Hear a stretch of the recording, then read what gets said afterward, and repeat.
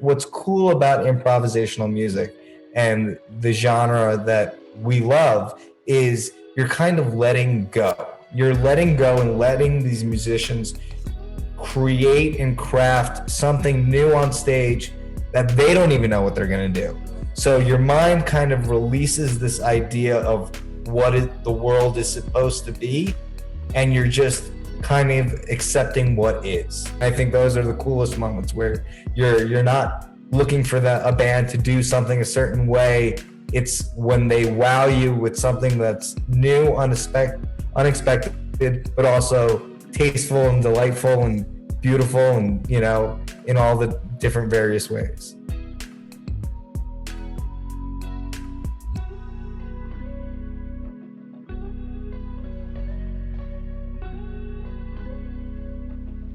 Here we are today on the podcast. We've got Kunj Shah.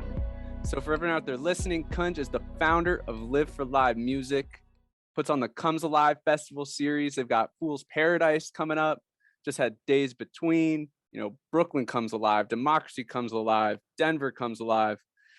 Kunj, welcome to the show, my man. Pumped to have you here. How is Jazz Fest? Jazz Fest is great. I like to, I went in a little nervous. It's been 3 years since, we've been down in New Orleans for Jazz Fest. It was, I made a lot of life changes since then. I've become sober in that time.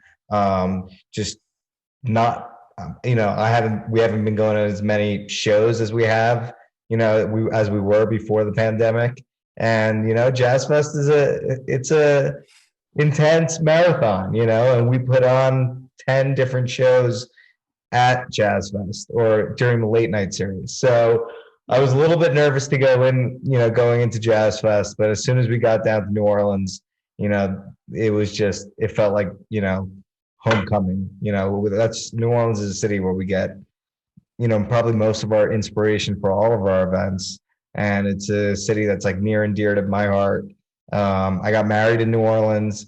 Me and my wife really started to hang out in New Orleans 8 years ago at Jazz Fest. The city's definitely holds a special place in our heart, and definitely inspires us, and fills up our cup from time to time. It's been 3 years since that's happened, and I forgot what that felt like until we went back down there. Brimming with life down there, for sure. So starting this off, Kunj, a good portion of our listeners are artists themselves, musicians, up-and-coming bands. I want to talk about music industry and marketing. Generally speaking, my first question here, let's say, for example, your niece or younger cousin, we're asking your advice on pursuing music as a career and not just a hobby as a musician. Just generally speaking, what kind of advice do you think you'd give them? As a musician, I'd say put in the time, definitely put in the time when it comes to practice.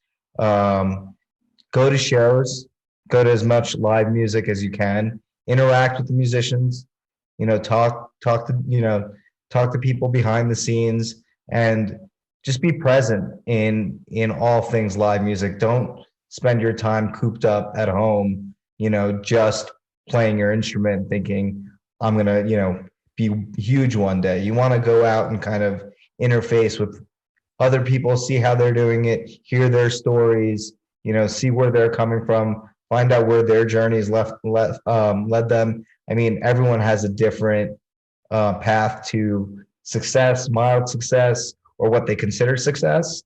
And it's always good to hear that from other people before, pursuing that full time.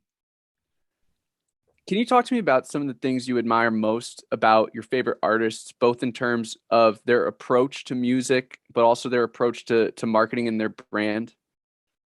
Well, in terms of their approach to music, I'm a big fan of improvisational music, and to this day, it still blows my mind when I see some of my favorite musicians and friends just compose on the spot, not only for themselves, but while interacting with each other in a way that's just so tasteful and beautiful, and it really blows my mind. Marketing, that's That's a tough one because I feel like when you follow all the rules, it doesn't work out, right? Like, and then if you don't follow all the rules, it also doesn't work out. And then you have a band that like Wolfpack that comes out of nowhere and does their own marketing and makes their own videos and, you know, dresses up Madison Square Garden like it's their own home living room and sells that out. And they don't play any shows. They play like 2 shows a year or 1 show a year, which you would consider, not a traditional strategy for a touring band. You would want to, as a former manager of, multiple bands, I would tell these bands, all right, you want to make sure you hit these A-list markets, the Bostons, the New York Cities, the Denvers, and then, hit them in the fall, and then maybe in the spring you go to some of maybe the West Coast or some of the college towns, and you want to make sure that you're hitting all the right spots. And then, that's supposed to be the model that works. And then some bands just come in and, something goes viral. Their strategy of saying no to playing a bunch of gigs somehow works for them, and then for some people it doesn't. So if you figure out on one of these interviews what the best marketing strategy is for a band, let me know and we can become millionaires together. I've heard on these interviews it's buying one of those Live for Live music promotional packages. I thought that was the secret.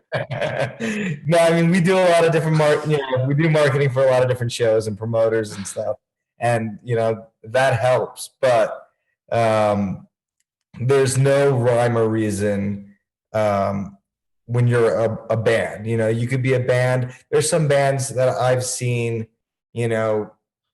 stop being bands in the past year that I thought had everything going for them. They played late nights with, on the late night television shows. They've toured. They have their own festival. And it's sad to see, but, when you're kind of on the inside of it, and as a former manager, you kind of see that, what looks like success on the outside is far from it. The grind is real up until you reach a certain level. And then the machine is so big that the grind is even bigger, so it's not for the weak-hearted, this industry. And I just have a lot of respect for musicians who do this day in and day out with no certainty of whether it's going to work out. I'm curious to hear what you think are some things that are often overlooked or misunderstood by musicians early on in their career from a business perspective. I think, what's overlooked and misunderstood is, I think one thing that musicians do a lot is or human beings do a lot is we compare ourselves to other bands. So when we've, reached a place in life or our career where 4 years ago or 3 years ago or 2 years ago, we would have been like, wow, this is amazing. I can't believe this is happening to me. We look, to the left and we look to the right and we see some people going ahead of us and we're like, oh, but why isn't this happening to me? And I see that all the time with bands and actually human beings in general. And I know I do that myself, where I'll be doing something that I dreamed of doing as a kid. And I see someone else doing something bigger, because there's always someone else doing something bigger. And I'm just like, well, why am I not doing that? And lately I've gotten better at appreciating what I do have. And I've seen, I think through the pandemic, a lot of bands started to appreciate what they did have, so when they're back out on the road, they're not looking as much to the left and to the right. They're just, at other bands, they're just happy to be on stage playing music with their friends, and I think an important thing that musicians often, or people in the industry, or artists sometimes don't realize is that you have to create your own idea of success, right? Success doesn't have to mean that you're the number 1 band in your genre, the number 10 band in your genre. It could just mean that you could play different cities to a relatively interested fan base. I've managed bands that they've gotten to that level of feeling like that is success for them. And it's completely changed their entire mentality on, going out and doing it day in and out. And the burnout starts to just fade away when that starts to happen. I love that answer.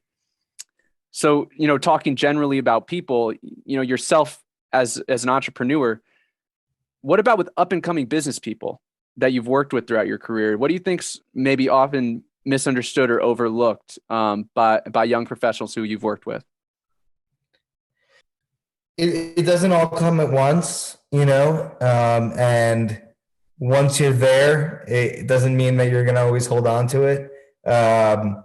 Everything comes in waves, success, failure. There's been points in the last, 6 months where I thought things were going to shit and everything was awful and I don't know how I could sustain this. And then there's been points in the last 6 months where I'm like, things have never been better, So, just like life, business is always going to take you on different rides of ups and downs where I think, sometimes you just can't live in the highs and you can't live in the lows. And you have to just understand that you're always going to, experience both. Which it's not always easy to take that higher perspective. I mean, this is advice that I'm trying to give to myself as well. Totally. So jumping a little bit to the side here, let's talk about promoting a tour. What do you think are the key differences between mediocre marketing and promotion for a tour and really high quality marketing and promotion for a tour? It's working with the right venues, the right promoters, making sure that the right marketing coordinators are working at the right venues, that, if you're in management or, if you're an artist, that you're actually, when you're doing a whole tour, that's a lot of different markets to cover. That's a lot of different venues to interface with. That's a lot of different marketing coordinators. And each one of those coordinators is going to send you a different marketing plan. So just because they send you a plan doesn't mean that they're going to do all the things that they send you in the plan. Sometimes it's a generic plan that they send out to every artist, So it's important for the artist or the manager or the team to have a constant line of communication with the marketing coordinators at these venues, and make your promotion organic. Learn to pivot, see what's working, what's not working. Where ad dollars are, you're seeing a good return, and where you're not. And always be asking them what if there's more that could be done. Even if a show's doing, decent, you always want it to do better, right? So that when the next time you come in the market, you could either sell it out or play a bigger room. So there's always more you could be doing with marketing. I feel like there is no, like Sarah, my wife, runs the marketing for Live for Live Music. And,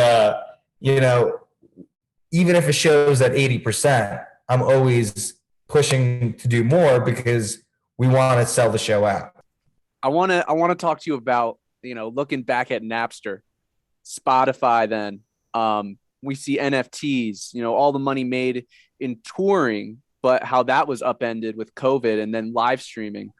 Everyone's got this and that to say about how crypto will interface with music and Decentraland, whatever. I want to hear from you. Like, what direction do you see the music industry going? And, this is like an abstract kind of thing because all we have are these crystal balls. But like, what trends are you really taking a hard look at these days? And how do you see music and the music business shaping around the next 5, 10, 15 years?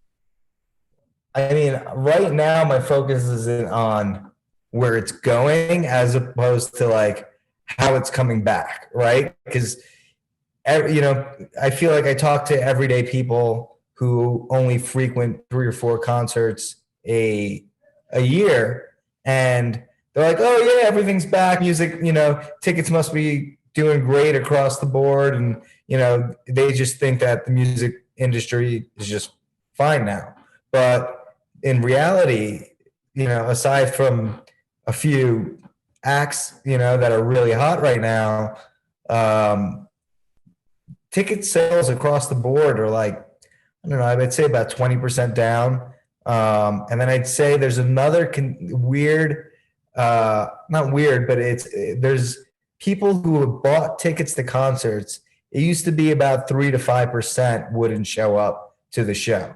You have a ticket sold and they just wouldn't show up, couldn't get a sitter, something random had happened. But now it's like a 15, 20% of people who actually even have tickets haven't resold their tickets, but just haven't shown up to the shows. So we're seeing like this weird, time in the music industry where concert tickets are not selling as well as they used to. People are still nervous to go out. We still have a pandemic out there, but it's also transferring over to being an endemic. It's a little bit confusing. People have gotten used to staying home. So they're not as keen on going out. Some people are. I was, up until New Orleans, I feel like even when I would go to shows, anytime I'd be at an indoor show or at a concert, any person that would be talking to me, I'd just be thinking about all the different ways they could have contracted COVID in the last 7 days. And I'd have this deep rooted anxiety until I feel like I went down to New Orleans, was kind of immersed into it. It was like immersion therapy where you're just in these packed clubs. And I just finally felt like it, that fear and that anxiety kind of, went away for the first time. And I have to imagine that other people feel the same way too, like there is going to be a little bit of time before people feel fully comfortable going out to concerts and shows. So I'm a little hesitant to say, we're headed for a huge 2022 summer and fall. I hope so, but I think it's going to take a little bit of time for people to get used to the idea of, going out and seeing live music. And I also feel like the FOMO is gone for a lot of people. People don't feel like if I don't go to this show, I'm going to miss this massive, life event, because they've experienced life at home and they've realized that, your friends, your family, your health, that also constitutes what life is. So it's this balance that people are trying to find and play with. And I think the music industry is trying to, adjust to that right now before figuring out what the next trend is. And NFTs, I don't understand them. So I'm not going to speak on them. It's just a world that I haven't allowed myself to really delve into. I probably am making a mistake by not doing that, but for right now, I'm trying to focus on, getting our shows and our events back to where they were and creating new ones in the process, like we did in New Orleans. You and you mentioned your wife, Sarah, work together. I'd love to hear you speak on the nuances of working with your partner and really what this has taught you. Oh, well, at first, we decided that we weren't going to, ever work together. I think we were on the way to some sort of festival or some sort of event. And, I had these email blasts that needed to go out. And I was like, shit, because I was driving. I didn't know what to do. And she's like, well, I can handle that. Took over the laptop, rearranged and changed everything to how it probably should have been. And, quickly I realized, she already had some experience. She had worked at Headcount. She worked for a PR company. She interned at a different company in Brooklyn, a music company in Brooklyn. So she had a lot of experience in the field. I just didn't want to cross that bridge, but that only lasted for, a few months before everything that we did was pretty much intertwined. And the success and the growth of the company, was directly due to both of us, joining forces and, compounding on each other's strengths and making up for each other's weaknesses. And, I think if we didn't work together, our company wouldn't be where it is today. There's definitely some parts where it gets a little bit tough because, you want to ask a question about, something that's going on work related, the first thing that pops into your mind. And usually you can't do that. You can't call your coworker Jim and be like, hey, about that marketing report, how's sales for X, Y, and Z doing? But, if you turn over on the couch or roll over a bed and you ask your wife, how are sales on this show doing at 11 or 12 a.m., she's not going to be too happy. Finding that work-life balance was tough for us, but I think we finally figured it out. We moved from a one-bedroom apartment in Brooklyn to a house in Colorado, so I think that helps because we have different floors now. Yeah, it's not easy. It's not for everyone, but if you find the right person, it works really, really well. Shout out to Katie Daly, the podcast producer, by the way. I want you to take me back to that beginning part of your career where you're like, okay, I'm going all in on Live for Live Music, and just like what that was like for you.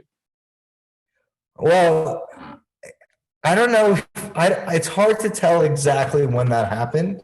At first, we didn't even have a website. We had a Facebook page, and back in the day, you could make these things on Facebook called notes, and we would write our reviews on notes. And I had a point and shoot DSLR camera that I'd bought, and so I would, I had different partners.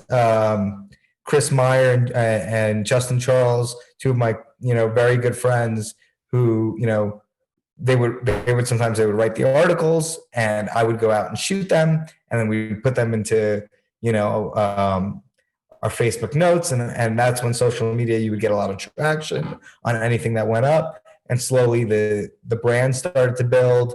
We had another friend of mine, Ian, who created our website from scratch, and then it's slowly but quickly built into this thing before we realized what was happening.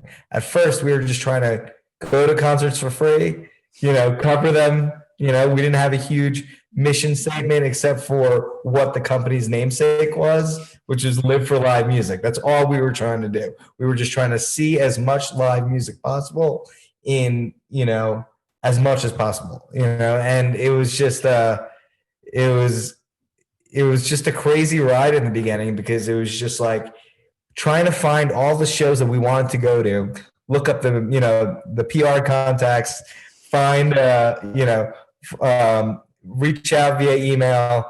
It was the golden age of blogs at the time as well, so we were lucky to come up in that time, and we would just write and cover things that we wanted to see, and that ranged from everything from a million Fish concerts to random EDM shows, and to the point where I think in our like second or third year we were both covering, or we went on an entire Fish tour, but also somehow a partner with Ultra Music Festival, a media partner with Ultra Music Festival. So we would just, it was whatever we had wanted to go see at the time, we would go out and cover. And then eventually, smaller festivals would reach out to us to ask us to promote their events. So we would start doing that. And then bigger companies like Live Nation and AEG would start reaching out. Independent promoters. It was, back then there were a lot more independent promoters and independent smaller festivals, especially in the Northeast. They would reach out. And eventually we were just, we were doing a lot of marketing for these events, but then realized that after being to a lot of these events, we wanted to produce and curate some of our own.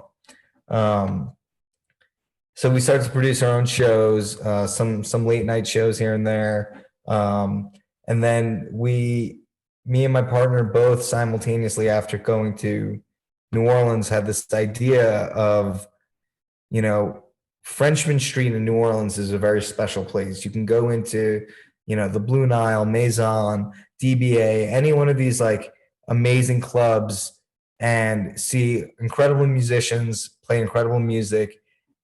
And for one day in Brooklyn, we wanted to curate that same vibe.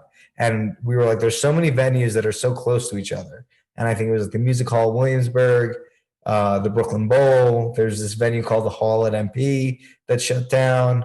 And we created Brooklyn Comes Alive, where we would basically, it was fun for me because I would create 15 bands or, work with musicians to create 15 bands that have never been bands before. And we would put them in 3 different venues. They would all be playing at the same time. So you would have to curate them so that no band was so much more appealing and draw than the other one, so that you wouldn't have 2,000 people go to one venue and get shut out.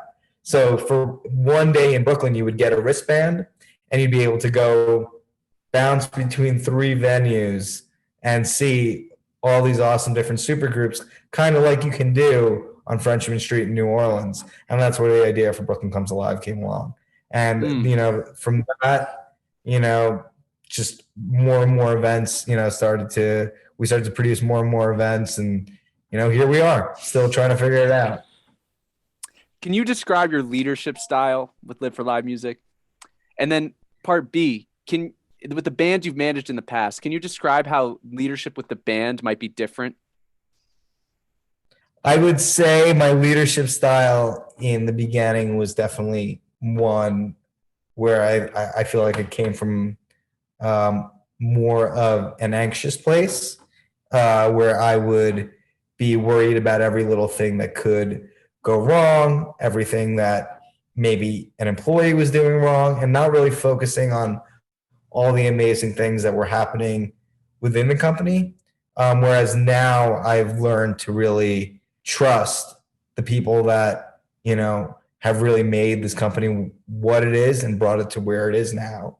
So I kind of let the heads of each department kind of do their thing while I try to focus on putting together different events and new events. And, we'll run down marketing and editorial meetings, whereas I focus more on the production.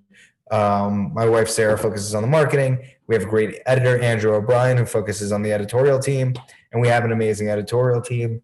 So there's a lot of aspects to the company, but I think my leadership style has shifted towards more trusting the people in charge of their respective departments to do what they are meant to do. And I think the same applies to bands. It's just when it's tough, because in bands as well as companies, you sometimes you need the one person that's going to go, above and beyond and do the things that aren't music related, like creating the logos, talking to the agents, talking to the managers, figuring out band budgets. But sometimes that causes a little bit of friction between the other bandmates who are also just wanting to play music and be in a band. And, it's tough when you take on so much responsibility as the band leader.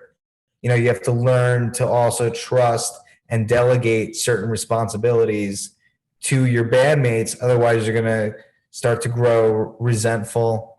And it's just it's a tough way to operate as a band leader, in my opinion, is where you've taken on all the responsibility and you start to feel like all the success and all the failure is due to your direct actions and not the music that's being played on stage. Right on. Earlier, we touched on your deep admiration for improvisational music. As you know, I share this deep admiration. I'd love to hear from you, like what life lessons or things you've picked up from kind of the philosophy of jazz, of improvisational music that you think apply to life in general, like outside of music. So I think when a lot of people go to concerts, right? They're going to a show to kind of internally in their mind sing karaoke to a specific chorus, songs they've known from their past, and it touches on a bit of nostalgia. Where I think what's cool about improvisational music and the genre that we love is you're kind of letting go. You're letting go and letting these musicians create and craft something new on stage that they don't even know what they're going to do.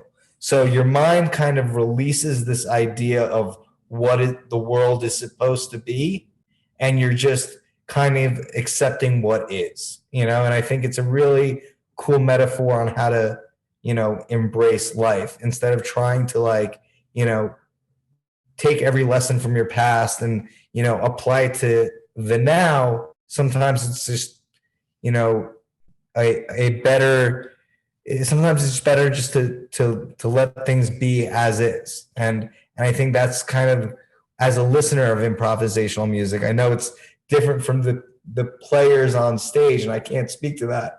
But for me, as someone who's listening, it kind of puts me in a meditative state where I'm just accepting this new music come together live in front of me, in a way that I am not expecting, nor do I want to expect it, And I think those are the coolest moments where you're not looking for a band to do something a certain way. It's when they wow you with something that's new, unexpected, but also tasteful and delightful and beautiful, and in all the different various ways.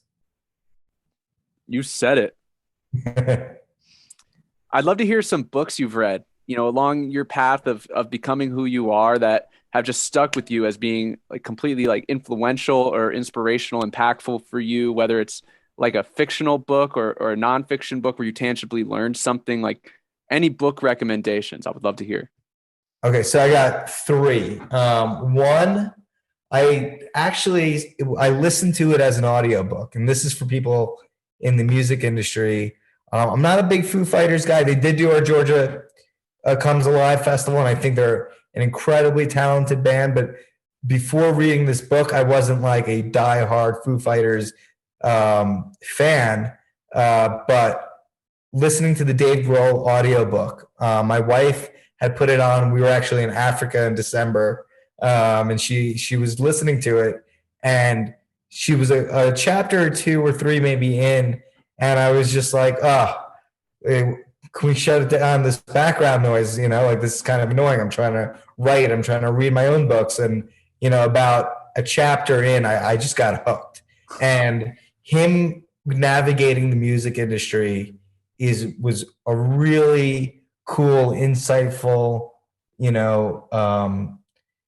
memoir of popular music today, and how Dave Grohl has integrated himself into. I mean, he's played for like 2 or 3 presidents. He's he'll have Paul McCartney come to his house. He's in the background and in the forefront of so many musical happenings that I didn't know he was a part of, and it's just really cool and to hear and see. And it's not only his time with Nirvana. It's a really cool story of everything after that.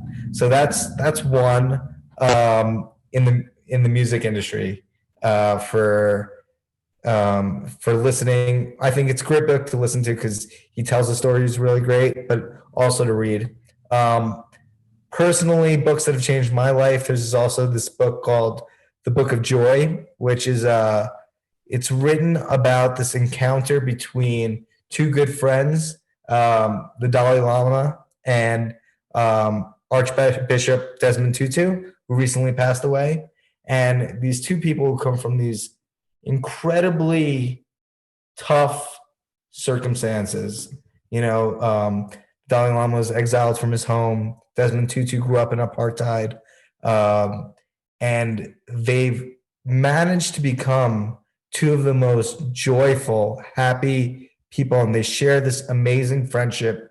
And they basically, go through these pillars of joy that I try to embody on a daily basis. And I learned a lot from that book, The Book of Joy, great book. And then The Untethered Soul by Michael Singer is another book that kind of changed the way I think a little bit.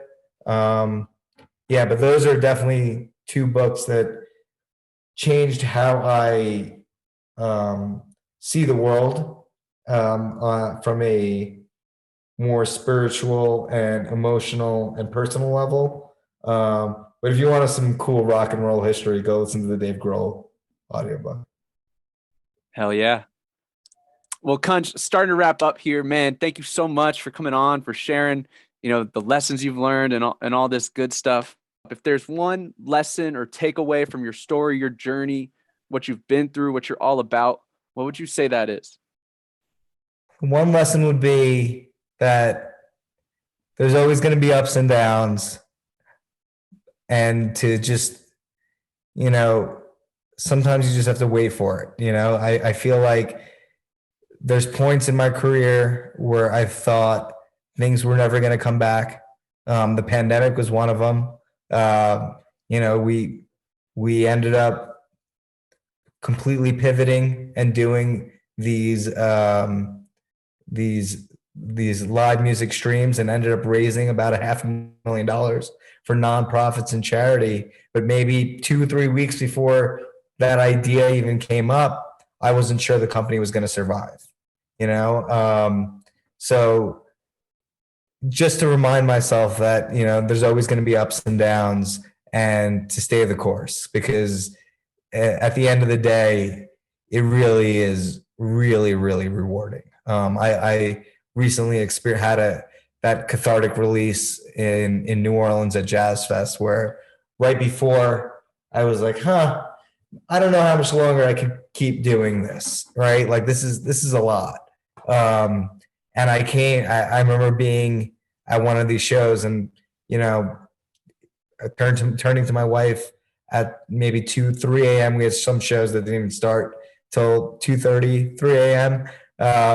And just saying to her, I want to do this for the rest of my life. I can't imagine doing anything else. So, one lesson that I've learned, but also want to keep learning, is to just stay the course and remember that there's always going to be ups and downs. Well, there you have it. Kunj Shah. He's one of the guys making this whole scene happen. Kunj, thank you. Thanks for having friends, being made at your shows, all this good stuff. Rising tides lift all ships, and man, you're a big part of those tides rising. So big shout out to you. Everyone out there, buy those tickets. Check out the Live for Live music events coming up all year. Comes Alive, Fool's Paradise. Kunj, any final words for anyone who's listened this far? No, just go see live music. Local venues, musicians, everyone could use the help.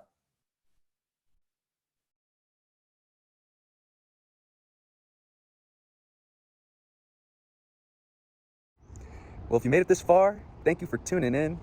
Big shout out to our sponsor, Thrax. Check them out if you're looking for some incredibly high quality CBD and THC gummies. Also, big shout out to J&J Distribution. Retailers, check out their brands Kush Burst, Death by Gummy Bears, and Compassionate Buds. Also, big shout out to SEM Tickets. If you're throwing events and you're looking for a reliable ticketing source that's well priced, look no further. Got links in the description. Much love, y'all.